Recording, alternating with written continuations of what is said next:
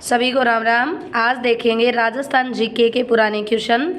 सबसे पहला आपके सामने क्वेश्चन है कि 1857 ईस्वी के प्रथम स्वतंत्रता संग्राम में अंग्रेजों के विरुद्ध झांसी की रानी लक्ष्मीबाई और तात्या टोपे को अपनी सेनाओं के वेतन और रसद हेतु धन किसने दिया था। क्वेश्चन बनेगा कि राजस्थान का ऐसा कौन सा व्यक्ति था जिसने 1857 की क्रांति के समय लक्ष्मीबाई और तात्या टोपे की सेनाओं को वेतन और खाना दिया था। तो आपका आंसर बनेगा सेठ Amarchand Bathia. Very very important है सेठ अमरचंद बाठिया के बारे में।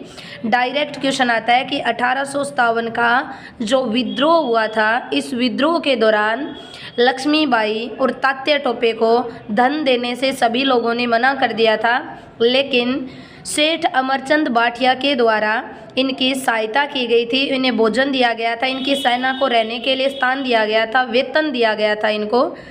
तो आपका अमरचंद बाठिया से क्वेश्चन बनता है कि अमरचंद बाठिया कहाँ के निवासी थे। अमरचंद बाठिया बीकानेर के रहने वाले थे और ग्वालियर नगर के सेठ थे। इनका जन्म हुआ था लेकिन ये बीकानेर में रहते थे।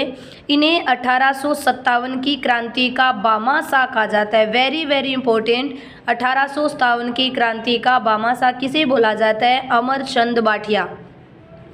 फिर क्वेश्चन आता है कि राजस्थान का मंगल पांडे किसे कहा जाता है। तो राजस्थान का मंगल पांडे भी अमरचंद बाठिया को कहा जाता है, क्योंकि आप जानते हो कि मंगल पांडे वे वो थे जिन्हें भारतीय स्तर पर सबसे पहले क्रांति में फांसी दी गई थी। अमरचंद बाठिया को 22 जून 1858 को फांसी दी गई थी और 1858 को सराफा बाजार के अंदर दी गई थी। वेरी इंपॉर्टेंट आपका क्वेश्चन बनता है। क्रांति के समय लक्ष्मीबाई तात्या टोपे की सहायता करने वाले अमरचंद बाठिया थे। अमरचंद बाठिया का संबंध कहाँ से रहा था? बीकानेर से। ग्वालियर नगर के सेठ थे। राजस्थान का इन्हें मंगल पांडे कहा जाता है। 1857 की क्रांति का बामाशाह बोला जाता है। सेकंड क्वेश्चन आपके सामने, पथिक ने किस समाचार पत्र के माध्यम से बिजोलिया कर्षक आंदोलन को अन्य भारतीय समाचार पत्रों तक पहुंचाया था? वेरी इंपॉर्टेंट क्वेश्चन है। विजय सिंह पथिक थे जो बिजोलिया किसान आंदोलन से जुड़े थे। वेरी इंपॉर्टेंट क्वेश्चन है बिजोलिया किसान आंदोलन। अगर आपसे पूछा जाए बिजोलिया किसान आंदोलन कब शुरू हुआ था, ये 1498 से लेकर आगे चला था इनका आंदोलन। फिर आपसे क्वेश्चन पूछा जाता है कि ये समाचार पत्र कौन सा था। बिजोलिया किसान आंदोलन का समाचार पत्र था जिसका नाम है प्रताप। वेरी इंपॉर्टेंट क्वेश्चन है। प्रताप समाचार पत्र के माध्यम से बिजोलिया किसान आंदोलन को उजागर किया गया था। लेकिन अगर आपसे ये पूछा जाए कि प्रताप को कहाँ से लिखा गया, कहाँ से इसका प्रकाशन हुआ था, तो प्रताप का संपादक या प्रकाशन करने वाले थे गणेश शंकर विद्यार्थी। वेरी इंपॉर्टेंट है, गणेश शंकर विद्यार्थी के द्वारा प्रताप समाचार पत्र लिखा गया था। अगर पूछा जाए कहाँ पर ये लिखा गया, तो कानपुर के अंदर इस पत्र को लिखा गया था। फिर आपसे क्वेश्चन पूछा जाता है विजय सिंह पथिक से। विजय सिंह पथिक राजस्थान में किसान आंदोलन के जनक बोले जाते हैं। अगर पूछ ले विजय सिंह पथिक का संबंध किस आंदोलन से था, तो बिजोलिया किसान आंदोलन से इसका संबंध रहा था। 1898 से लेकर 1941 तक बिजोलिया किसान आंदोलन चला था। अगर पूछा जाए विजय सिंह पथिक का मूल नाम बताइए, इनका नाम था भूप Singh Gujjar. Very important question है। पथिक का पूरा नाम या प्राचीन नाम बताइए, भूप सिंह गुज्जर था। अगर पूछा जाए विजय सिंह पथिक का संबंध कहाँ से था, तो उत्तर प्रदेश के गुड़ा वाले गांव के अंदर विजय सिंह पथिक का जन्म हुआ था। तो ये क्वेश्चन थे विजय सिंह पथिक के बिजोलिया किसान आंदोलन। सबसे लंबा चलने वाला राजस्थान का आंदोलन बिजोलिया किसान आंदोलन था। फिर क्वेश्चन है निम्न में से किस संस्था ने अछूतों की शिक्षा के लिए चूरू में कबीर पाठशाला की स्थापना की थी? वेरी इंपॉर्टेंट क्वेश्चन है। डायरेक्ट क्वेश्चन बनता है कबीर पाठशाला की स्थापना किस सभा के दौरान की गई? तो सभा का नाम है सर्वहितकारिणी सभा। वेरी इंपॉर्टेंट, अछूतों की शिक्षा, जो छुआछूत के अंदर थी, अछूतों को शिक्षा नहीं दी जा रही थी, उनकी शिक्षा को बढ़ावा देने के लिए चूरू के अंदर कबीर पाठशाला स्थापित की गई थी। लेकिन अगर प्रजामंडल पूछा जाए तो बीकानेर प्रजामंडल के दौरान की गई थी। प्रजामंडल बीकानेर था, लेकिन सभा का नाम था सर्वहितकारिणी सभा। फिर क्वेश्चन आपका आता है कि बीकानेर प्रजामंडल के दौरान एक समिति बनाई गई थी जिसका नाम था सर्वहितकारिणी सभा। इसकी स्थापना अगर पूछा जाए 1907 में की गई थी। चूरू के अंदर स्थापना करने वाले थे गोपाल दास। गोपाल दास के द्वारा सर्वहितकारिणी सभा की स्थापना की गई।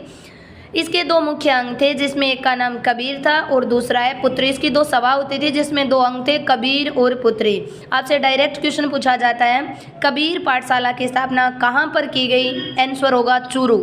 अगर पूछा जाए किस सभा के माध्यम से की गई? सर्वहितकारिणी सभा। अगर आपसे क्वेश्चन पूछ लिया जाए सर्वहितकारिणी जो सभा है ये किस प्रजामंडल से संबंध रखती है, तो आपका आंसर बनेगा बीकानेर प्रजामंडल। अगर पूछा जाए सर्वहितकारिणी सभा कब बनी? 1907 में गोपाल दास के द्वारा। इसके दो अंग थे, कबीर और पुत्री।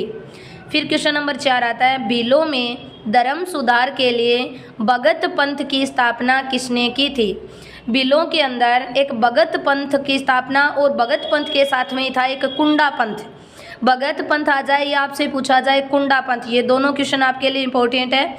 तो आपसे क्वेश्चन है भीलों में धर्म सुधार के लिए भगत पंथ की स्थापना करने वाले कौन थे? तो आपका आंसर रहेगा गोविंद गुरु।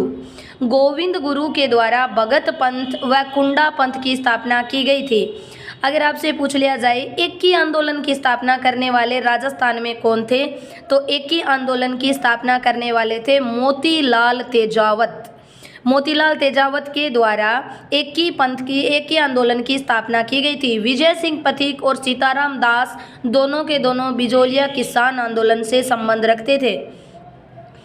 फिर आपका क्वेश्चन आता है भारत सरकार ने 5 जनवरी 1949 को सिरोही का प्रशासन किस सरकार को सौंप दिया था?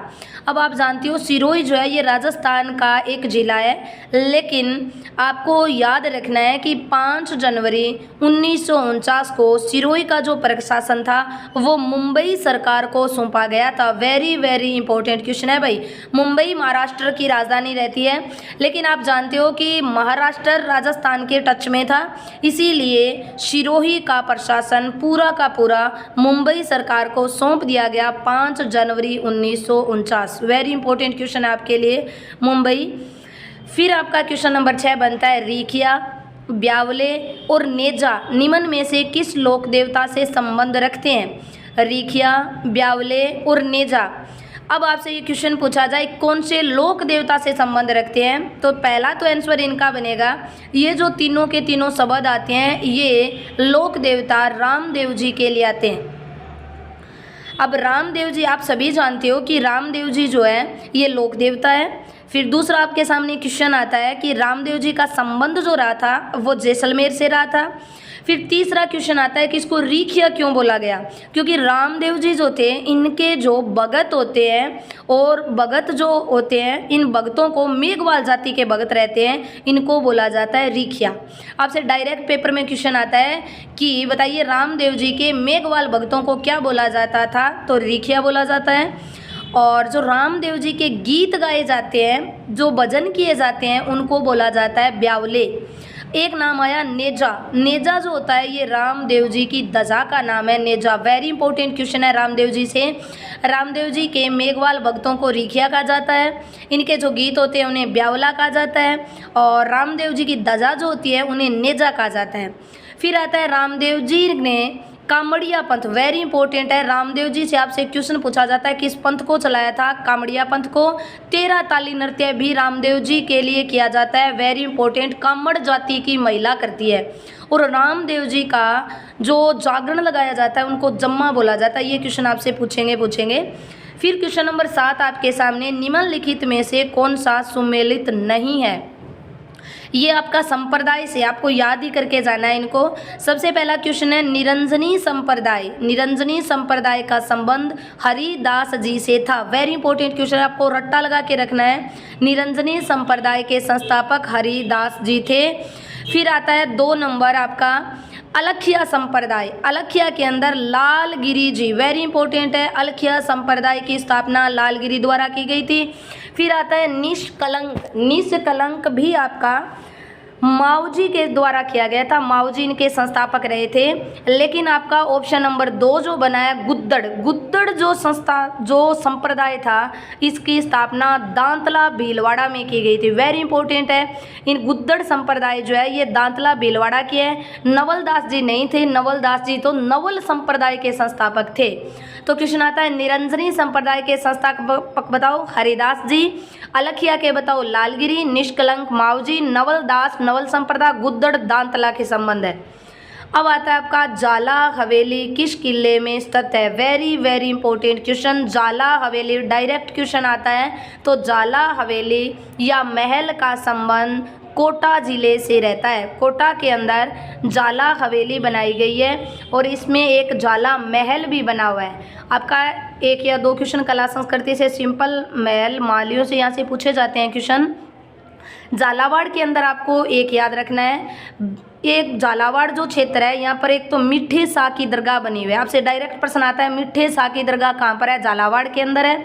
बीकानेर के अंदर आपको रखना है जूनागढ़। जूनागढ़ बीकानेर के अंदर बनाया गया है। राय सिंह के द्वारा बनाया गया था और इसे ज़मीन का जेवर भी कहा जाता है बीकानेर वाले को। वेरी इंपॉर्टेंट क्वेश्चन है। जाला हवेली कोटा के अंदर बनाई गई है। कोटा के अंदर आपसे एक पूछा जाए तो सर्प उद्यान भी बना हुआ है। कोटा के अंदर आपसे पूछा जाए कोटा, बूंदी और सवाई माधोपुर, धौलपुर, यहाँ से चंबल नदी निकलती है। फिर आपसे क्वेश्चन पूछा जाए अगर झालावाड़ से संबंधित, तो झालावाड़ में एक तो बनेगा मिठे शाह की दरगाह बनी हुई है झालावाड़ के अंदर। दूसरा आपसे क्वेश्चन बनता है कि चंबल नदी जो है, चंबल नदी की सहायक नदी है काली सिंध नदी। ये काली सिंध नदी भी 12 से निकलकर झालावाड़ से होते हुए आपकी चंबल नदी में जाकर मिल जाती है। फिर अगर आपसे पूछा जाए बूंदी से संबंधित, बूंदी के अंदर आपसे क्वेश्चन पूछा जाएगा संतूर की पहाड़ियाँ। वेरी इंपॉर्टेंट क्वेश्चन है। संतूर की पहाड़ियाँ कहाँ पर बनी है, तो आपका आंसर रहेगा बूंदी के अंदर संतूर की पहाड़ियाँ बनाई गई है। ये थे आपके 4 जिले जिनके बारे में बीकानेर, बूंदी, झालावाड़ और कोटा।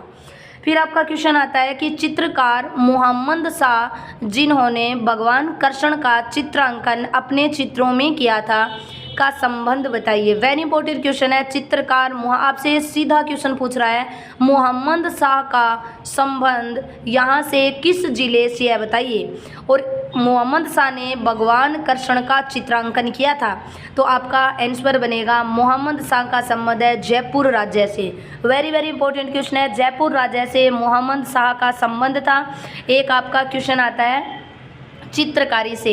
अब आपका एक नाम आया है किशनगढ़। किशनगढ़ जो है ये राजसमंद, किशनगढ़ जो क्षेत्र है, यहाँ पर आपसे अगर पूछ लिया जाए कि किशनगढ़ में किस प्रकार की शैली थी, तो एक तो आपको यहाँ पर कृष्ण का वर्णन किया जाता है और केले के वृक्षों का यहाँ पर वर्णन होता है किशनगढ़ के अंदर। आपसे डायरेक्ट प्रश्न आता है। फिर आपका एक संबंध बनता है जोधपुर। जोधपुर से अगर आपसे क्वेश्चन पूछा जाए जोधपुर का संबंध कहाँ से कैसे है, तो एक तो आपको याद रखना है मेहरानगढ़।